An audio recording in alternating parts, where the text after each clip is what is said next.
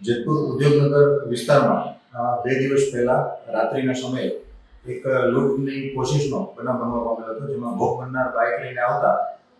જે આરોપીઓ છે બે, તેમણે વચ્ચે ડિવાઈડર પાસે તેમને આંતરી અને ધોકા વડે હુમલો કરતા ભોગ બનનાર છે તેમણે એનો હાથ આડો ધરી અને થેલો પોતાનો આચકવા ન દેતા સામેની સિક્યુરિટી કેબિનમાં જતો રહે. આ જોઈ એને બંને આરોપીઓ નાસી ગયા અને ત્રીજો આરોપી જે બાઇક લઈને રેડી હતો તેની પાછળ બેસી અને અંધારાનો લાભ લઈને નાસવામાં સફળ રહ્યા હતા. જે બનાવની ફરિયાદ ધોરણસર દાખલ કરી લૂંટની કોશિશમાં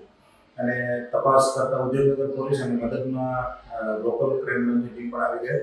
જે 2 રાતની અને 1 દિવસની મહેનત બાદ રાજકોટ ગ્રામ્ય એલસીબીની ટીમના પીઆઈ શ્રી વડોદરા તેમજ પીએસઆઈ શ્રી ભીમાણી અને એમની ટીમને સફળતા મળવા પામેલ છે. અને 2 આઉટસ્ટેટના આરોપી છે અને 1 લોકલ સરદારજી છે, એ ત્રણેયને ધોરણસર અટક કરી અને એમની રિમાન્ડની તજવીજ ચાલુ છે.